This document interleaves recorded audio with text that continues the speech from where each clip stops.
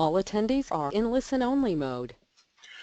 Good afternoon, everyone, and thank you so much for joining our CAELI Applicant Orientation Webinar today. So just a few housekeeping items before we officially get started. I am James C. Horton, Director of Learning and Leadership Development here at the National Guild for Community Arts Education, and I will be serving as one of the moderators for today's call. And just to let you know, we have silenced and muted all of your lines because of the number of people who have registered for the webinar. We have over 100 folks who are going to be in attendance today.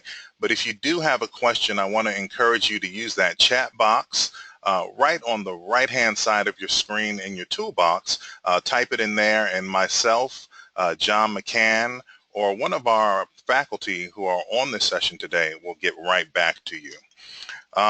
This webinar is being recorded, so if you ever want to revisit it during the application process, if you have any questions, please feel free to do so. But yeah, let's get started. So I want to introduce our panel today, the folks who will be leading the discussion. John McCann, the designer and facilitator for CAELI, the lead designer and facilitator for CAELI. He's also the president of Partners in Performance. Hi, John. How are you, James? Glad to be here. Thank you so much. We have Valerie Duranti, Director of Creative Youth Development from the Boys and Girls Clubs of America, working out of the national headquarters in Atlanta, Georgia. Hey, Val. Hi there. Valerie is CAELI alum, class of 2014. And we have Jose Ochoa, the Executive and Artistic Director for Shy Arts High School out in Chicago, Illinois. Hey, Jose. Hi, everyone. All right, well, let's go ahead and get started, folks. Our agenda today will be together for about 75 minutes. We're going to try and get you out of here early. Just go over welcome and introductions. What is CAELI? Then we're going to hear from our two practitioner faculty about their CAELI journey.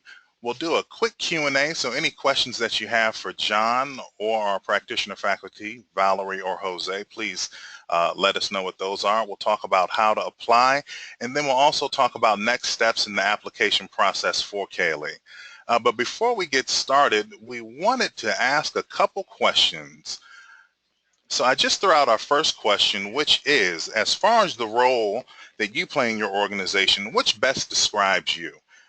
Over the past few years, we've had executive directors and program managers, directors of education, marketing and communications, admin staff. So it's been quite a mix of folks who have participated in CAELI. Just take a few more seconds, please, and fill out that information for us. It'd be great to know who's joining us today. Looks like everyone has taken that, and I'm going to share out our results. Awesome. Looks like the majority of folks on the call today are program directors with 56%. Beautiful. Our ed directors and our executive directors. We have a few other who are in there. I'm anxious to hear who you are, and then our marketing communications folks. Very good. Very good. Thank you for joining us. So one more question. All right. Of our 176 alumni, CAELI's been around since 2010. Have you had a chance to speak to anybody? A lot of folks from organizations send their colleagues, program directors, send managing directors, and executive directors send their program directors. So it's always fun to have folks who are, I guess, repeat attendees to CAELI. Looks like everyone has taken this poll.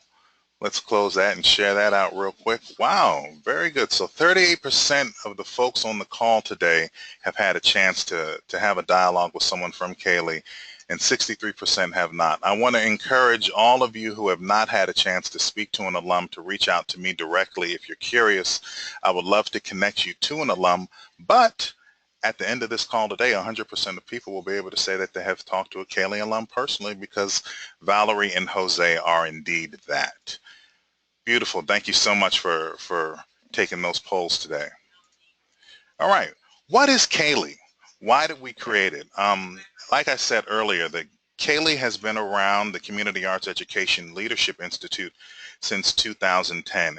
And it was really created out of the need for the Guild to work with its community of arts educators a lot differently. We do believe that the way to build stronger communities is to build stronger leaders. So through that, the idea of the Community Arts Education Leadership Institute was created. We started off working in Pennsylvania, downtown Philadelphia at Dartmouth College in 2010, and then later, probably about 2011, 2012, the program moved out to the lovely campus of Bryn Mawr, Pennsylvania, moving from an urban environment to a really pastoral, beautiful college campus. I think it has added nothing but positive things to the program. And working with 25 participants over the past few years, recently we've grown that just by a little bit and working with 26 participants in the field. And we do believe that in order to do this type of work, this is an introspective look at how you lead and move through your organization. It's better to work in small groups. So that's a little bit about why CAELI was started. John is going to take things over from here and really talk about the program elements of CAELI and get us started in learning more about the program and the process of being a part of it. John, take it away. Thank you, James, and really a huge thank you to the Guild for a number of years ago, I think, being courageous enough to step into this area of leadership and leadership development in the field, and now making it, I think, a significant priority for other sectors in the arts field, including theater, dance, museums, and otherwise. And the Guild really took a leadership stance some 7 or 8 years ago around this. So, James, thank you again, and everybody at the Guild for making this a priority. So, hello, everybody. It's really terrific to have so many of you join us today. And, you know, it's especially fun for me because this program is by far, speaking personally, my most rewarding professional experience each year. I look forward to the summer, the beauty of the Bryn Mawr campus, and what I often refer to as the restful intensity of the time that we all have together there. James mentioned the program elements, and I think we'll start by just talking about the objective and why the program is designed in the way that it is. We work on a fundamental premise that leadership is not so much a position, but moreover, it's about ways of working that can and should be practiced by folks across and around the organization. This would include people in executive and artistic positions, program managers, department heads, teachers, and teaching artists. That a leadership stance is something that everyone can claim and therefore contribute more readily to the impact of their organization. And we have a fairly simple definition for leadership that we've been working with now for the 8 years of the program. And simply stated, it's behaving in ways that bring people together to move things forward. So leadership, again, being the mobilizing of other people in order to do the good work that each of your organizations is committed to. So the first step in this program is a stock-taking one, and it's a stock-taking for yourself, and it's also an opportunity to hear from others around you, around what you are doing and how effective that work that you're doing currently is perceived. And to do this, we use a 360-degree feedback process where during May and June, you will identify between 10 or 15 folks in your organization. Some of those might report directly to you. Some might be your supervisor, maybe a couple of board members, depending on where you are in the organization, and even peers in the field beyond the boundary of your organization. And over a few weeks, they're asked to complete an online instrument responding to some primary leadership dimensions like communications, decision-making, the managing of conflict, and the like. All these responses are kept entirely confidential and just for your use. And then when we gather in July, you get your individual report. And it provides, I think in every instance, really, really good guidance for how you can effectively use the 5 days together at Bryn Mawr in a very intentional way. And speaking of Bryn Mawr, if you haven't been on the campus, it is simply beautiful. Green, lush, pastoral, You have your own room in one of the cozy and historic dormitories, and we work together every day from about 9 to 5. So it's full days, but very rich days. Some we extend into the evening and give ourselves a chance to make the most of the time there. While there, you work with a number of different folks. And I think we'd like to say just a couple of things about the faculty, because many of these folks have been working with us now for a long time, some since the inception. Ronnie Brooks, who has for 40 years now worked around the idea that the more in touch we are with the things that are important to us, the more influential we can be in moving our organizations forward.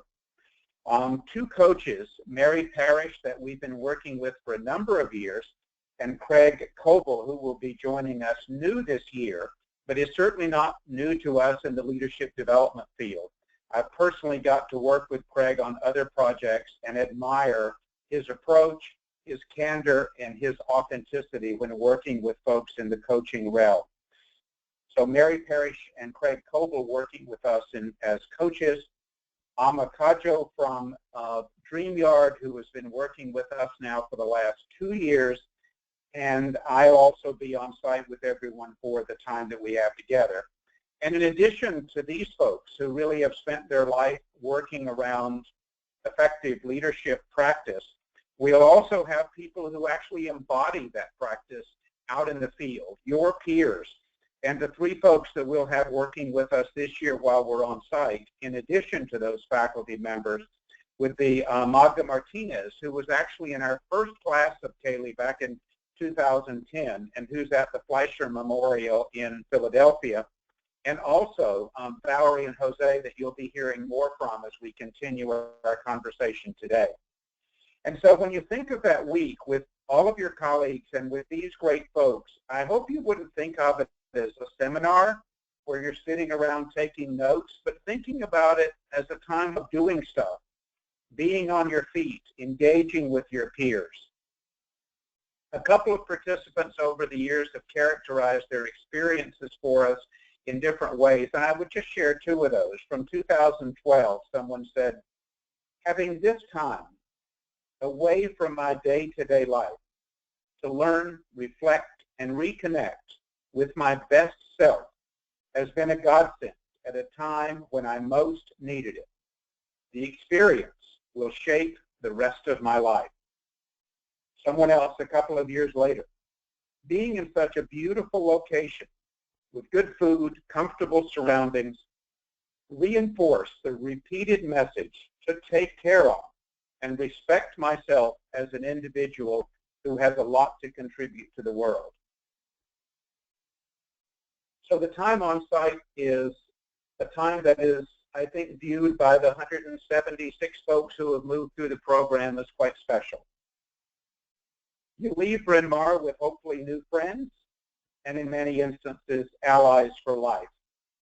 You also leave equipped with a learning plan, which, based on that 360 review process, the 5 days that you've spent looking at your own practice and working with the faculty, you leave with a learning plan that identifies 1, possibly 2, maybe 3 specific areas around which you want to work and around which you want to focus. And then this learning plan serves as your guide to the engagement with your leadership coach. So you would be working with either Mary or with Craig over the next few months as you put into practice some new ways of working. You'll have 3 sessions with your coach where you'll discuss progress and challenges, receive helpful counsel, some guidance, support as you continue your own leadership journey. So the 5 dimensions of the program, the 360-degree feedback process, which you do in June and July as we prepare for the program, the 5 days on site at Bryn Mawr with your 25 colleagues and the faculty that we've spoken about, the putting together of your individual development plan, and then the coaching process, and something that was added next year, and James has been very, very instrumental in putting into place, is the peer-to-peer work, which in small groups you would continue to do after leaving Bryn Mawr. And that's been a particularly important dimension because folks are gathering around what they have determined are critical issues which they face in their organization and actually forging peer groups around particular areas of focus which they would indeed like to work together and build their ability to influence. So those are the basic dimensions of the program, and it's really great to have both Valerie and Jose with us today so they can talk about their own experience.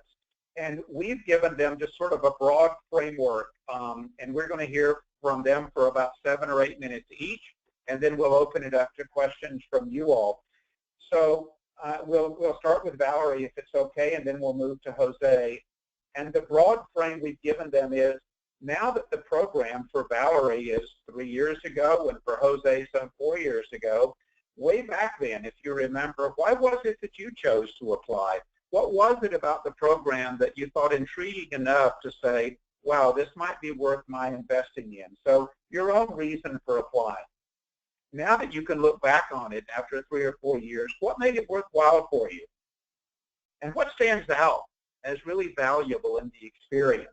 And when you consider your work today and you continue your journey, what difference is this making in the actual work that you're doing on a day-to-day basis in providing leadership within your organization, whether with Valerie at Boys and Girls Club in Atlanta or with Jose at the high school in Chicago? So Valerie, if it's okay, we'll start with you. Absolutely, and thank you, John, and thank you to the Guild for having me. I'm so over the moon excited to talk to you all about one of my favorite experiences, which is CAELI, and I love that it was framed as a journey because I do truly think it was a journey. It was an experience. It was not a thing. It was not a training. It was really an experience. So I want to tell you all a little bit about me. I want to tell you my story, and I hope that as I'm talking, there might be some commonalities or some similarities that you hear, and I certainly encourage anyone to reach out either on this webinar or afterwards. I'm always happy and willing to talk to anybody about my journey through CAELI. So I was a teaching artist. I was a dance teacher for about 8 years, and I transitioned in 2012 to the Boys and Girls Clubs of America. So it was a really different focus for me. I was kind of working on the ground with young people and had moved up into kind of our national level, working kind of more at a strategic position. So I was about a year and a half into my position at Boys and Girls Clubs of America, and I had spent a good deal of the, my first year and a half writing a grant for a new major initiative when I started to hear about this thing called CAELI. So I had, heard a little bit about it. I had talked with some folks at the Guild, and just this time really felt like, my role was about to shift. There was this sort of intentional pivot in my career, and I just knew I needed to have a pause moment. I needed to kind of gain some clarity of myself as a leader, and what did that mean for me, and how can I refine my skills and behaviors to be most effective to my colleagues and the young people that I serve. So it was really, thinking about that phrase, if you can't help yourself, how can you help other people? So I knew I needed to have a moment to kind of have a different perspective on what leadership meant. So CAELI is not a store-bought program. It was very clear to me when I joined my cohort at Bryn Mawr that this experience was intentionally designed to maximize the expertise that everybody brought in the room and help build a collective foundation for self-development and growth, which was so needed, and probably the last thing that we as practitioners, especially in the field of creative youth development, think about is that self-development and growth. So it was really a truly holistic enrichment opportunity. It provided opportunities for peer-to-peer reflection prior to my on-site experience at Bryn Mawr. So the 360 that John mentioned earlier, that gave some good insight into kind of what I want to work on, what I needed to work on. And then that immersive live experience was so precious to me. It really was, you know, you were removed from your everyday environment, and you were really uh, set up to reflect, to pause, and to practice with other people that are going through similar journeys, and they all really want to help you be your best self. And then after, you know, the on-site experience, having that individual coaching series that John mentioned about really how do you make the learning stick? How is this not, you know, you've left the on-site and now you're back in the thick of it. How do you make it stick? So that was really a hugely valuable piece of the whole experience. So starting with myself, I mean, most leadership training and seminars that I've been a part of in the past were mostly about the tools and resources. It was about the what and the how, and CAELI really focused me on the why. It really focused on me, why I make certain choices based on what I was valuing, and what that impact has on other people. That's just so precious. It's so important to remember. So this was the reminder of that. And you know, when I think back on my time, some of the useful things that I still you know, call upon and remember on a day-to-day basis is really that practice of active listening, self-reflection, finding frequent moments to check in on my values and how I am or am not upholding them, and how that really is affecting my colleagues. How can I, as John said, how am I behaving in ways that bring people together to move work forward, and when am I being my authentic best self and when am I not? So it really, CAELI was a great reminder, and the learning that I got from CAELI has helped me be my best self in my role and kind of re-enter inspired, having a new cohort to call on. I still stay in touch with my cohort. We see them either at guild conferences or we have a Facebook group that we stay in touch. But it was really one of the most valuable investments that I've ever made in myself, and certainly for my profession. I can't speak enough about the value of this experience, and again, happy to always be available for questions. Valerie, thank you very much. And since we've worked together a good bit, and we've gotten to work together since CAELI on some other projects at Boys and Girls Club, I wonder if I might just put you on the spot. And somebody said to me the other day, the difference in thinking and doing is doing. So I wonder if you might just comment on any example of a shift that you've made in the way that you do your work. So just something that might be voiced as something that's very practical that you have identified, tried out, and maybe even gotten different results from. But what's a practical example of a shift in your own leadership practice? Yeah, absolutely. So I think that the way I was approaching leadership before, the way I was approaching my role, was really that I felt like I needed to be out in front. I needed to have the vision. I needed to have most of the answers, if not all the answers. I needed to be that inspiration. And I think what I took away from CAELI, and kind of now as I reflect on how I lead my team, it's really about helping others come together with purpose and really listening to the ideas of the collective, listening to the ideas, and then I can help sort of sift through that. But it's less about me having all of the answers, but really about who, you know, what answers, what voices need to be heard, and how am I creating the environments to allow that to happen, and to take us in places that I might not have anticipated or expected that the work or my team needed to go through. So does that answer your question, John? No, I think it's just beautifully rendered, and I think it affirms some of the values of the program. And just the way you put it, I think so starkly, the shift from feeling compelled to have the answers and wrestling with the question of what voices need to be heard.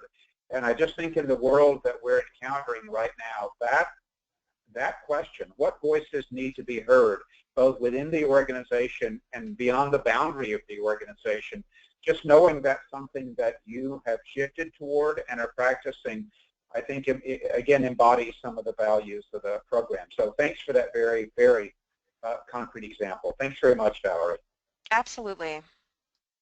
And Jose, you've had an additional year more than Valerie to pursue some of the experiences at CAELI. And I remember fondly when you first joined us in the program back in 2013, and it with those 4 years behind you now, maybe you could also just respond to these questions about your own motivation for thinking the program might be worthwhile. What after the fact would you look back on and say really made it worthwhile, and something that stands out from the experience? And if there's things in your own practice that are different now than before, maybe shining a light on a couple of those. Sure. So, hi everyone. I'm Jose Ochoa. I'm the Executive and Artistic Director of Shy Arts in Chicago. I've also been a longtime trustee of the Guild, and I was fortunate to be a faculty practitioner, I think 2 years ago at CAELI. So CAELI has been a really important part of my life, and I'm excited to share it with you all. I'll give you a brief intro of why I applied to CAELI in the first place. I was the founding director of this school in Chicago, and I was the first employee. The idea of the school actually came from the arts and philanthropic community here in Chicago. So they hired me and I moved to Chicago to start this job.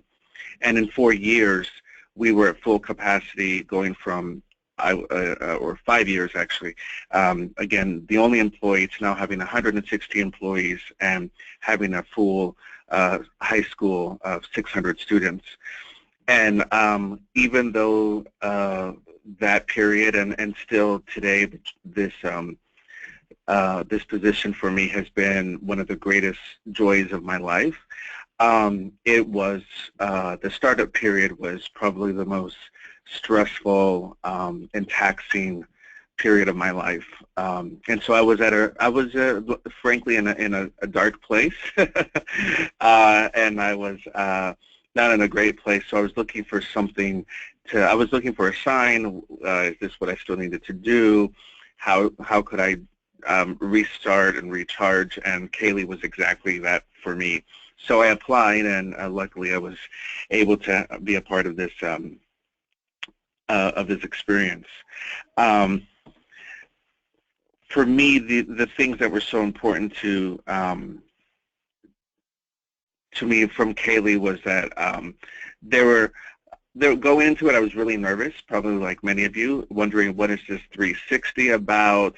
You know, am I really going to get anything out of it? And to Valerie's point, this was not an institute. It was really a personal experience. It was a journey. It's not just about leadership. It is about who you are as a person. And so for me, I think that's exactly what I needed. I don't think I really realized it at the time, but now I have a full understanding that who you are as a leader is because who you are as a person. And so it was a very personal experience. The 360 was very valuable for me, my board, my faculty, the people that work around me reflected on me, and I got to see that. And it was so insightful to see sort of two sides of a story. My board thinking I was doing exactly what they wanted me to do, and then some of my faculty feeling like they needed more leadership from me and not quite understanding what we were doing, what our mission was. So that was probably one of the most valuable things to understand, that I had sort of, in a way, as a director, you're not always in charge. You're actually never in charge. You have a board of directors to report to, but you also have a staff that relies on you. And so trying to bring those two together and understand, you know, how I can serve everyone and make sure everyone is on the same page, I think was extremely valuable to me. I think the friendships that I gained from CAELI, it's not just, it was really lasting. I have people who know me intimately now, and who every time we see each other at a conference or, on Facebook, we have a really strong bond because we know each other, we call upon each other, we have these conversations about each other's work. We can easily just go back into that week, even though we haven't seen each other for a year, and say, how is this going? How are you doing? And you really have this team of people that you can rely on, and that you can share some, personal things and things about your work that you may not want to share with the world, and you have this instant group of peers that get who you are. Another valuable thing for me was the ability to be reflective. I think the one of the things that we did a Myers-Briggs assessment, and it really helped me understand who I am as a leader and why I make the decisions, or who I am as a person, and why I make the decisions that I do. We also talked a lot about values and your value system. That was incredibly important to me. These are things that I didn't really have words on, and I would say that CAELI has changed my vocabulary. It certainly has changed my vocabulary and the way I approach my work, and the way I also handle stress. And so it's been really a life-changing experience, and I highly recommend it. I'm sure, John, you have follow-up questions for me. Well, of course, yes. Why not? I think one of the questions as a follow-up, Jose, and Valerie may want to comment as well. Both of you have focused a good bit on the time together with your colleagues at Bryn Mawr in the summer.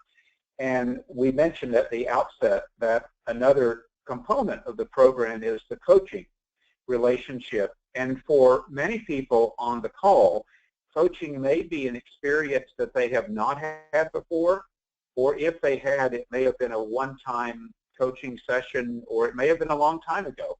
But whatever the frame of reference might be, I wonder if you might comment a bit about, particularly when you described coming into the program and where you were vis-a-vis your organization, and then what the closing comment you made about the capacity to handle stress and the way that you manage stress. I wonder if you might just comment on the coaching experience and any influence that had on your capacity to lead the high school and in your own managing of your own value set as that became clearer for you. So a bit about the coaching. Yeah, so when I arrived to CAELI, my flight was canceled, and I had to walk like 7 blocks in the heat with my luggage. So the whole thing was like a mess when I arrived at CAELI, but it had nothing to do with CAELI. It was just my luck that day. And plus, where I was physically and emotionally, as I explained earlier, I was not in a good place. And so when I arrived to Bryn Mawr, literally the coaches, John, Mary, everyone sort of took me on as like an ER patient, and really made sure I was okay all week, and they understood quickly where I was and what I needed, and they checked on me all week. And it was that sort of care that was really, it wasn't, again, my physical, but it was about understanding where I was. And the coaching and mentoring that I received all week, I had lunch with different coaches, and they'd seek me out to say, let's talk about what you were talking about earlier. I want to have a few minutes with you to let's unpackage that a little bit. And it was just a really amazing opportunity to have these, these masters of leadership and development to be at your fingertips all week to be able to help you. And then afterwards having that coaching so that when I left, I was certainly in a much better place mentally, and I was able to really think about my questions. And I had a lot more time over the next few months to assess and be reflective, and then ask questions. And sometimes when we started our coaching questions, we would go into it a little bit in advance with what our goal was, but by the time we got into the conversation, it changed once we started talking more and more about what my needs were. So I guess my point is sometimes when I thought what I needed wasn't what I needed, and Mary, our coach, was always helpful to help figure that out. So again, I feel like the whole experience was very personal, but the coaching, I think, is one of the things that was most valuable to me, because it was a very intimate experience, and they were willing to understand who I am and what my needs were, as well as all of my peers. That's terrific. Thank you. And it seems to verify that, at least in this instance, that this being a program about individual development versus being a training process really did bear out in that regard. Valerie, how about for you with the coaching that is a follow-on? Once you left Bryn Mawr, you had your learning plan, you had some priorities, and then you had these sessions once a month for 3 or 4 months with the coach. I wonder if you might just comment on the value of that process, and if there were any insights that you gained specifically through the coaching that you might not have otherwise if the program had just ended when you left Bryn Mawr. Yeah, I think that what's so interesting about the coaching piece, and especially following the experience at CAELI. So I approached my coaching with Mary almost as that, like, she was gonna fix my issues. Like, this was the one-to-one moment where, like, it's all about me and I get to talk about my challenges, and she was gonna fix it and she was gonna help me. And very soon, as we got into it, it was great to kind of see that, like, my coach Mary was a mirror. Like, she was a mirror. So she really just kind of showed me, helped clarify, feedback to be my challenge, and turn it on me to help kind of understand my situation a little bit more so I could see it from different angles. But it was me who was ultimately solving my problems. She wasn't going to fix me, if you will. She wasn't going to make everything change, but it was a way of kind of having this consistent moment of check-in and somebody reflecting back what you were saying, helping you sort through it a little bit more clearly and carefully. And when I kind of fully reintegrated and left the coaching, I tried to use that same mentality of, you know, when I was listening to my colleagues, kind of how I was seeing my struggles or questions coming through them, and kind of how I could listen and navigate my relationships in a better way. So that's what the coaching really, that's how it really helped me. Thanks very much, Valerie. Thank you. A couple of questions that have been posed. I want to just take one of them, and then either Jose or Valerie, if you want to jump in to extend the response. But someone had asked about the 360 process, and that was something that they were not familiar with. So I think if you would take the term 360-degree process literally, it is asking and offering an opportunity for you to look around, literally, in a 360 way at your organization and say, wow, when I look around and I see other people that I work with, that I connect with, it would likely be helpful for me to understand their view of my work with them, particularly when my behavior is what is likely to be highly influential in us being able to work collectively to achieve the kind of impact my organization would like to achieve. So therefore, the 360-degree process is just, you're asking those folks, hi, would you mind participating with me in a process which would ask you several questions along a series of leadership dimensions like communications, decision-making, the way I manage conflict, etc. And if you would do that, you can do that anonymously. But when I ask 12 or 15 folks within the organization to give me that kind of feedback, I can likely have a very good and useful picture of how my work is perceived and how my work is having or isn't having the intended impact that I would like for it to. So that's the process, just determining who around me, and I mentioned before, it could be members of your board, could be other members of the staff, could be people who report directly to you, people that you report directly to, and sometimes, let's say you're the director of education. It might be the director of education at 2 or 3 other organizations in town or in your region that you come in contact with and engage with. So it's inviting those folks to complete the questionnaire.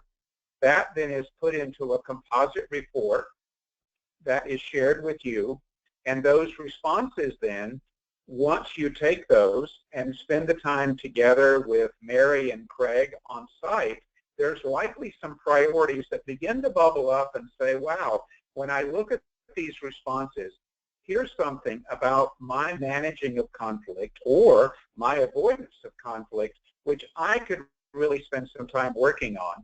And having this intimate relationship, as Jose spoke about, with a coach is a way for me really to investigate, to interrogate where I am around the way that I tend to manage conflict, because conflict is a natural part of organizational life and is certainly a natural part of leadership development. So the 360-degree process is, again, you're self-identifying folks that you would like to invite in to complete a questionnaire. They do that anonymously. You get a composite report, and therefore that's awfully useful as a piece of information, along with many other pieces of information that you can utilize in being very intentional in going into the program, and also often serves as really springboards for conversation that you would like to have with your coach. So just a little bit about the 360. I don't know if either Valerie or Jose, you might want to comment on how you selected folks, how receptive they were. Maybe that would be helpful. If maybe each of you just comment briefly on the 360. Sure. Val, you want me to go first? Yeah, that's fine. Okay. So for me, it was pretty self-evident when there was sort of a list of here are my ideas. So just because of my role, it was I picked sort of the 3 or 4 board members that were most intimate with my work, who were part of the startup, and who I thought would be pretty critical, and that's what I was looking for. So, but I knew that they would be fair as well. I don't think there was anybody on the board who on my board at the, who I wouldn't want their recommendation. I think everyone would have been good, but the 3 or 4 that I selected were pretty critical, but also very, very helpful. And then the rest, it was pretty easy just to pick because of the structure of my organization and the people that report directly to me. What I want to say about the 360 is that before you get the 360 back, the faculty does an amazing job of preparing you for it. So they're not just going to give it to you and then you walk away. There's a lot of preparation that goes into it. It's almost a little bit of a ceremony before you get it. And you learn not to try and figure out who said what. And even if you may not agree with what people wrote in the 360, everything that's in that report is a gift. It's absolutely a gift because it helps you understand your relationship. It may not, you know, you're not supposed to try and analyze and get defensive. It's really a way to understand who you are, and it's a great way to sort of kick off the week. And if you're nervous about the 360, I will say that everyone in my class was nervous about the 360 feedback. And when I was on faculty a couple years ago, everyone that year was also nervous. So it's a natural thing to be nervous about, but I highly recommend not shying away from this because of the 360. I think it could be extremely valuable. And if you're concerned about relationships you have at work, and if you feel like you're not sure where you stand with people, those are probably the people you need to ask, in my opinion. So, Valerie? Great. No, I love that because I completely agree 100% with what you said, Jose, and I would agree. It really is a gift. So I was nervous, agreed. I was also nervous about it, and I went through, I really thought about my folks, I had the list, I had the short list of natural people that I'd need feedback from, but then I was trying to think as well about who are some people that don't know me super well, but I've had some cross-functional relationship with. We worked on one project maybe for a couple months, because I really wanted to understand how others perceive me at varying levels. It is a full picture of kind of how the impact you have on others. So I was thoughtful about who I asked, and then I absolutely agree the staff really went through a very intentional process of how that feedback is delivered to you, and then give you some time to look through everything. And you use it. I mean, it's data that you need to help understand yourself better. It's a component of that, of understanding who you are and the impact you have on others, to help increase the capacity you have to do your work better, to be your better self. So I agree. I would not shy away. I think it's a really valuable component of the work that you are investing in. Thank you. Thank you to both of you. I wanted to move on to another question, and it's just a brilliant question. I want to read it literally because I think it begs a response and also allows us to further define the time on site. The question reads, I am a fairly extreme introvert, and I am often exhausted by group activities and do not learn best in this way. I am worried that CAELI is almost entirely group sessions in looking at the photos and already feel tired. Am I wrong or right about this? A beautiful, beautiful question. And yes, it is spot on. The time at CAELI is not perfectly divided, but there is a real intention in the design and in the way time is spent to be mediated between working in the large group of 25, 26 people, working in small groups of 2 to 5 folks, yet both of those experiences are driven by individual self-reflection that then is brought into the group discussion. We believe, I think, very strongly in the fact that the recent research, and the most valid piece of this research, I think, done by Susan Cain, and it's a wonderful book that she rendered after 7 years of research, called Quiet: The Role of the Introvert in a World That Can't Stop Talking. And what Susan Cain discovered was many things. One of those is there is no correlation between the good talkers and the good thinkers. And our belief is, and it's borne out every time, is that on this spectrum from introversion to extroversion, we all fall out somewhere on that spectrum. So we believe that engaging with other people is a necessary component of mobilizing other folks. Yet doing that with intention requires reflection and understanding of self and managing of self. And so therefore, this moving between individual reflection, small group discussion, activities, and larger group presentation is a way in which we can do this in a way that is centered around each individual's desire for personal development and growth, as opposed to feeling that the group moves forward at once. So I don't know, Valerie and Jose, and we would look for relatively short responses from you, but I think, and again, I can't speak to your Myers-Briggs types, but I wonder if you might just comment, and hopefully you would verify that at the session at Bryn Mawr, there is significant opportunity given for self-reflection versus it all being group process, which may be reflected in the slides. But I wonder, Valerie, if you might comment on that briefly, and then Jose as well. Yes, I would absolutely agree, John.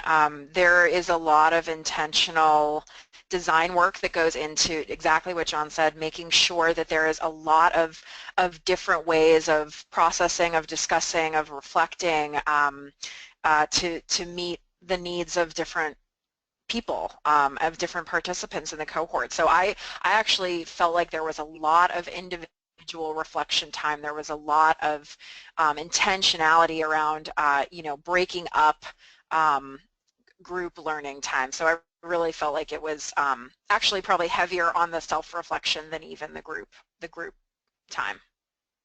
Great, thank you. Yeah, I would say in my group, yeah, there were 25 of us in a group, and there were a fair number of identified introverts from the Myers-Briggs. But I would say there was at least 5 who were fair. You know, they were stronger introverts in that they didn't always participate with the groups or in the social times. However, one of my most intimate experiences and conversations with someone who was an introvert who really gave me a very powerful message as we were just talking. I don't even think she realized and meant to, but it was really important to me to have conversations with so many different kind of people. And so I think that yes, many of the people are extroverts, but there are certainly a good number of introverts there. And I think to John's point that the structure of the entire the week, the program really allows for us all to get outside of our comfort zone. Having that alone time was not what I was used to. And I was sort of pushed into that and was really where it helped me. And that was where I was most uncomfortable, actually. So, you know, I think that for anyone who's on the call, all of these things where you're sort of pushed out of your comfort zone, but in a very safe place, I think is a good thing. So I think that's something to consider. Thank you. Thanks very much. James, one of the questions that's been posed, and I'll use this as a segue and turning it back to you, is about making a case within the organization. So if someone on the call says, in my organization, I want to make a case to my supervisor that the program is worthwhile, and I know that you're going to talk some about putting together a compelling application, but how about making the case internally in the organization that this is worth the investment of the organization's time and effort in allowing and supporting a person to participate? So with that question in mind, I might turn it back to you, please. Sure. Thanks, John. One of the things about CAELI, and I think John alluded to this earlier, is that leadership comes in from all different levels in an organization. Just because someone is sort of the appointed leader does not mean that those within the ranks cannot sort of rise to the occasion and take on a leadership role in the organization.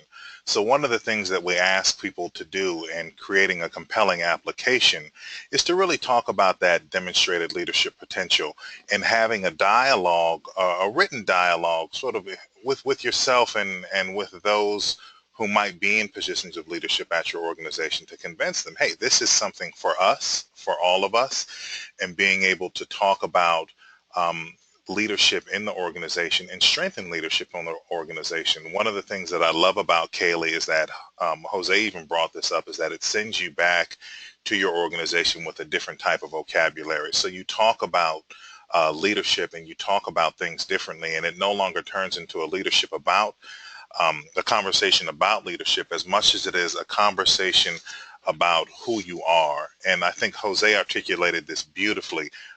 Who you are as a leader is who you are as a person, and being able to come back to that leader in your organization and being able to say just that. Again, in creating a compelling application, we like to demonstrate a commitment to the career community arts education. So those who have been in the field for a while and who have worked in many different capacities in their leadership roles. Some folks come to us being teaching artists, and they may be leading groups of other teaching artists in their organizations, and then some folks are coming in as executive directors. So we have folks who are really all over the place in terms of where they are in their organization and their career in community arts ed. Potential to be an active and engaged participant. A lot of times some people will apply to the program and they're in a huge time of transition in which it may not be the right time for them being able to focus on this program. Granted, you have your 1 week or roughly 1 week at Bryn Mawr, but again, the program is 7.5 months long through peer coaching and peer circles, and then with that one-on-one leadership. And you need space to think about things, to try on different things. and then ultimately get into how your organization is going to support you. Being able to have that intimate dialogue about, hey, am I going to have time to really sit with this and try these things on and have these conversations with you, and being in a position of leadership in the organization. That might be one of the key components, is that deeming, are you ready to do this? Is that will your organization support your participation? One aspect of that, of course, is financially, but also giving you the space to do this and to think about these things. John, that was a long answer to a question, No, but I thought we'd get right into the application aspect of things. Right. Another question that someone had here, and I think it's important to talk about. They were asking a question about the time commitment that one is responsible to once accepted into the program. And the question is posed about what's the weekly time commitment. So I won't answer it in that way, but hopefully the response can still be useful. If you would imagine that you are going to need some time in the sort of April, May, June period in which you would identify and sit with and request folks to participate in the 360. So there's some time in order to do that over a 3 or 4 week period. Once you've done that, and once they have agreed to complete the instrument, which you also complete, the instrument takes maybe 30 to 45 minutes to complete. So you would be completing that. So let's give yourself an hour in order to do that. Once all that is submitted, then there is no responsibility for any pre-reading or intense preparation before you arrive to Bryn Mawr. You arrive on Tuesday, midday. We work from mid-afternoon on Tuesday until late morning on Saturday. So that's the time commitment in July, and I think the dates are there on the slide. And then after, once you go back, there are 3 coaching sessions. Usually people spread those about a month apart, but there may be a particular rhythm or a particular intensity to the work that you're doing, and you may want to spread that out a bit, or you may want to have those coaching sessions closer together. But 3 coaching sessions over the period of a month to 3 or 4 months. So the actual time commitment to the program, I hope that helps a bit. The commitment to your own learning journey and how you're going to work in your organization, what you're committing yourself to, we hope that's certainly a lifelong commitment, that you would continue to work with your peers, with your supervisor, with your board members, whomever you work most closely with, to continue that journey. But again, the time commitment on the front end is the inviting folks into the 360-degree feedback process, completing the instrument yourself, sort of getting yourself ready and moving your schedule around so you can be gone from the office or from the workplace in July, being on site Tuesday through Saturday, and then allocating time for your coaching sessions. And what our coaches, if they were on the line, would suggest is give yourself a half hour to prepare for the coaching session, go on to your coaching session, and allow yourself a half hour to collect your thoughts after that so you can actually think about how you might apply what the conversation has bubbled up for you. So allow 2 hours for each of those coaching sessions, an hour of contact time, a half hour for prep and getting ready, and a half hour for stock taking afterwards. So hopefully for the questions around time commitment, that would be useful. And James, I see we're coming up on 2 o'clock, at least on the East Coast, and I don't know if there are other steps that you want to remind people about how to apply, also if they're seeking financial support for their participation. So I'll turn it back over to you for any concluding thoughts and guidance for the folks on the call today. Sure. Thank you so much, John. So the application process is pretty straightforward. There's a $50 application fee. We've opened this up to a 2-page written statement or a 3-minute video that responds to the following 3 questions. Why is participating in CAELI important at this stage in your life and career? And I personally think that question, that's the meat of it, right? So we want to make sure that folks who are there because they want to be there and they see the need to be there. That to me, more than anything, speaks volumes. We also like to hear a story about what is an instance when someone gave you feedback or other guidance that you found helpful. And really, how did that feedback help guide the work that you've done with others? And then, of course, what are your dreams for how you'll impact the future of community arts education? We don't expect the things that you've learned in CAELI to stop with you, because, again, this is really personal development. This is not training. This is personal development. So how will you take what you've learned about how you can be the best you that you can be, and how will you bring that back to your organization and bring that back to your community? We'd love to see a resume. What have you done? And then letters of recommendation. This is a way to get the higher-ups or those that you work with involved in the application process, to have that dialogue about why you're applying to the program, and how they know you, and in what capacity have they known you, and for how long, and why do they think that you'd be a good candidate. A lot of times this opens up a beautiful dialogue with an executive director or someone from your board to engage in your leadership development. And then, of course, how will the organization support you? What will it cover? The participation fee, the application fee. In many cases, these people who complete the recommendations end up doing the 360 as well. James, can I say that one thing?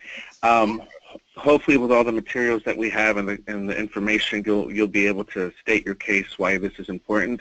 But I do know over my time, over the years, there have been a few people who decided to take vacation time to come to CAELI because they thought it was so important and they weren't getting necessarily the support they needed from their organization. And I realize vacation time is valuable and you want to use it with your family, but there were a few people that did that, and I think that you know, if you're in a situation where you really need something, and this could be it could be a great way to do that if you're not getting that support from some of your supervisors. It's on 4 days, but I think it's well worth it. Absolutely, and thank you for saying that, Jose. One of the things that I think is really remarkable about CAELI, and John said this, Valerie and Jose have said this, and I said this at the top of the call. We're at Bryn Mawr, and it is a fantabulous campus. It is just beautiful.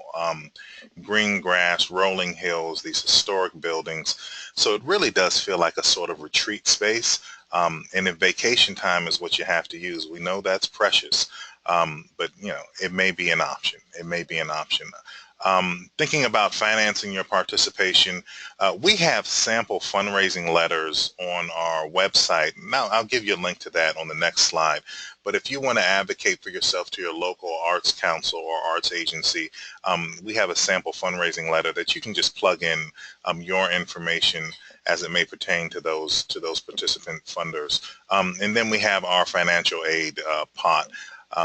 Really want to make sure that folks have a pathway to participate in this program. We have financial aid reserved specifically for leaders of color and those who are coming from smaller organizations with budgets under $750,000. Want to make sure that this program is completely accessible to everyone. Equity matters here at the National Guild, and we do not want financial resources or lack thereof to be a barrier to your participation in the program. For more information, please, by all means, do not hesitate to shoot me an email. I will get back to you that day. Also, go to nationalguild.org /CAELI. A lot of information is on the website. We have some alumni interviews that have happened as well. Get a chance to hear from some more folks who are like Jose and Valerie, who are absolutely fantastic. And then I also want to put a plug in for the alumni program. That is an aspect of CAELI. It's not so much the 7-month program, but it's what happens after the 7-month program. Really working to get you connected to the rest of the 176 alumni or folks who have been through this shared experience. As you've heard folks say on the call today, that the Guild has a national conference that will be happening out in the Bay Area in California this year. And we do several different types of things around alumni work through conversation circles. There'll be some events that are led by John. and Ronnie Brooks and some other CAELI faculty that will happen at conference. But this is a way to continue to build and grow this learning community and really look to each other for guidance as we move through this world as leaders and I think strong individuals in programming and working with our community. We said we'd get you out of here a little early, so we'd like to do just that. John, I am eternally grateful for your commitment to this program and this community of arts educators. Thank you so much. Thank you, thank you, thank you. Well, thank you, James, very much. And I want to say just very, very briefly, if there are questions which we did not get to today, I think you see on this slide the contact information for James and also for me, the email address. Please email, and I will respond just as soon as it lands in my inbox if I'm around the computer. So we would welcome your further questions, because you making a rational, informed choice about whether to apply is the goal of the work today on the webinar. So please be in touch with James or with me. And James, again, thank you for the leadership work you're doing in building leadership in as a major force in the arts community. So thanks. It's great to be affiliated with the Guild. Awesome. Thank you so much. And if I can just add this one thing. So this is a competitive application process. We'll usually get about 60 or 70 applications for only 26 slots. The people who curate this CAELI class are alumni. So they review these applications, and they are charged then with putting together the CAELI class. Very little is done by John or myself. We just work and do everything that we can to make sure that you get there. John facilitates an amazing institute, but you're really looking to a community of folks who are just like you to get you there. If you would like for myself or for John to work with you in any capacity in putting together a compelling application, we're available. I am available to look at videos. I'm available to help read through your statement to be a part of the program. Do not hesitate, and I welcome putting you in contact with one of our fantabulous alumni. Thank you, Valerie. Thank you, Jose, for your continued dedication to this work, and thank you for your friendship through CAELI and through the Guild. I really appreciate it, y'all. Thank you. Thank you so much. Thank you. Thank you so much, everyone, for joining us today. And if you missed anything on the webinar, it is being recorded, and we will share that online later on today. Again, if you have questions, don't hesitate to reach out directly. Have a good one. Thank you. Bye. Thank you now.